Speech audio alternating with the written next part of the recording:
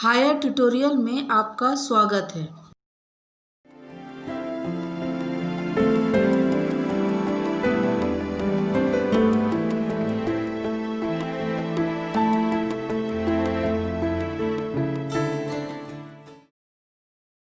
Far, far from gusty waves, these children's face, like rootless weeds, the hair turn round their pallor.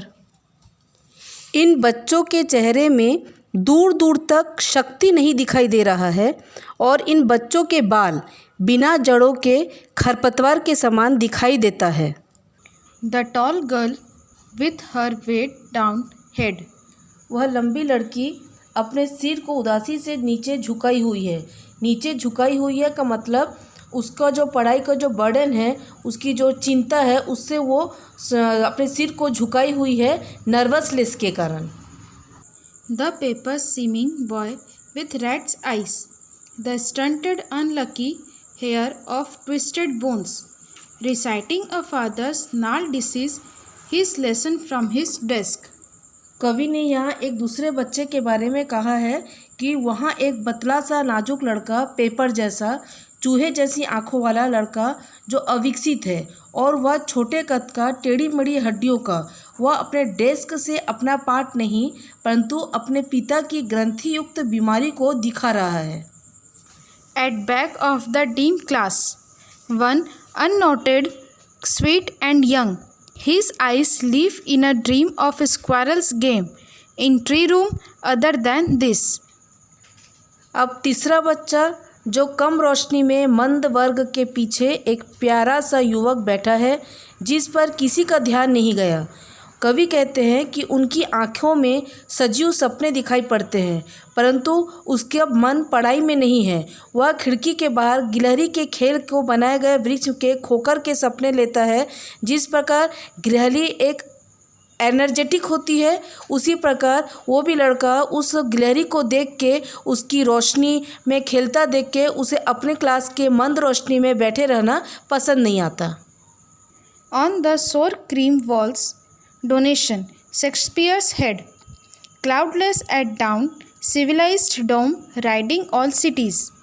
उस कक्षा की दीवारें बहुत ज़्यादा पुरानी हो चुकी थी और शेक्सपियर की तस्वीर टंगी हुई थी। ये सभी पिक्चर जो थे वे दान दिया हुआ था, लेकिन ये सभी स्कूल के बच्चों के लिए व्यर्थ है। दीवार पर दूसरा तस्वीर भी लगी थी, बिना बादलों के भोर शिष्ट शिक्षण संस्थाओं की इमारत सब शहरों के ऊपर दिखाई देते थे। Bed flowery Trioline Valley, open-handed map, awarding the world its world. वहाँ पे चौथी तस्वीर कक्षा की दीवारों पर और भी पिक्चर लगी थी, जैसे टायरोल वैली जो फूलों से भरी है। इस विश्व का मानचित्र खुले हाथों से तैयार किया गया है और इस संसार के लोगों को एक नया संसार भेंट किया गया है। मतलब वहाँ बैठ के बच्चे संसार को देख सकते थे मानचित्र के द्वारा। And yet, for these children, these windows not this, map their world, where all their futures painted with a fog. इन बच्चों के लिए यह मानचित्र का कोई मतलब नहीं है क्योंकि इनकी असली दुनिया ये खिड़की है, यह मानचित्र नहीं है। इन खिड़की के बाहर वो जो भी चीज़ देखते हैं यही इनकी दुनिया है। जब ये बच्चे अपनी दुनिया को खिड़की से देखते हैं तो उनको अपना भविष्य धुंधला दिखाई देता है। A narrow street sealed in with a lead sky. इन गली में जो छोटी छोटी सड़कें हैं वो काफ़ी सक्रिय है, जिसे देखने पर लगता है कि इन बच्चों का भविष्य अनिश्चितता के ब्रश से पोत दिया गया है। For far from rivers, caps and stars of world. ये इन जगह अर्थात नदी के बीच पहाड़ व खुशी से भरी बातों से वह बहुत दूर है। Surely Shakespeare is wicked, the map a bad example with ships and some and love tempting them to seal for lips that slily turn in their cramped holes. निश्चित रूप से इन बच्चों के लिए शेक्सपियर बेकार और ख़राब है क्योंकि बच्चों को इंग्लिश पढ़ने नहीं आता और शेक्सपियर जो है वो इंग्लिश लिटरेचर के हैं। सेकंड, शेक्सपियर की कहानी वो या तो किंग पर आधारित रहती है या तो लव पर, और ये दोनों ही चीज़ें इनके लिए कोई मतलब नहीं रखता। इस संसार का नक्शा भी उन बच्चों के लिए बुरा उदाहरण है। वह बाहर जहाज़ों, सूर्य की गर्मी और इंसानी प्यार, वो सब बातें उनको आकर्षित करते हैं। ये इन सभी चीज़ों को चोरी करने के लिए आकर्षित करते हैं।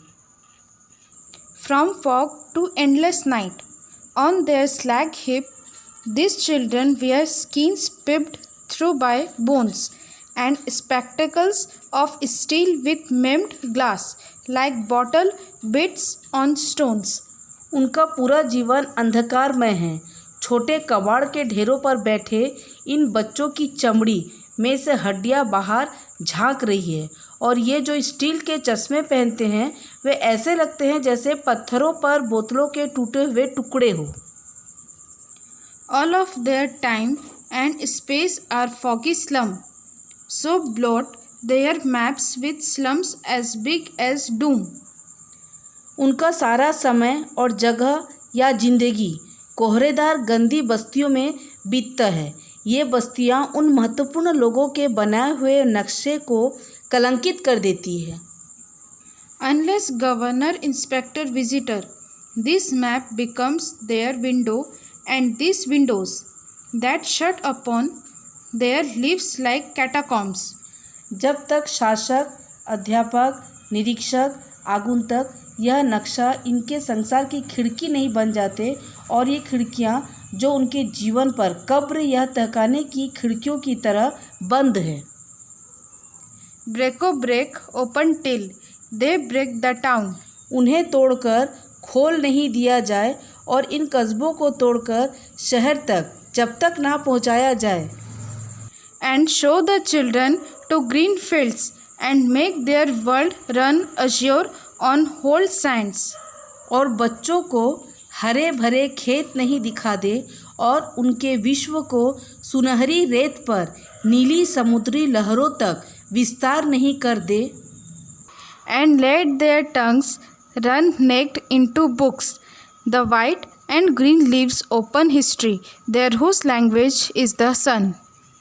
यहाँ पर कवि ने 3 चीज़ें बताई है। फर्स्ट है रन नेक्ड, इसका मतलब होता है किसी भी बुक का भार उठाना, और वाइट लिप्स का मतलब होता है बुक, और ग्रीन लिप्स का मतलब होता है प्रकृति। अर्थात कवि ने यहाँ पे बताया है कि किसी बिना भार के बुक को पढ़ पाए और प्रकृति को देख पाए, जिससे इतिहास उनका होगा, इनकी भाषा में सूर्य की प्रकाश और शक्ति होगी।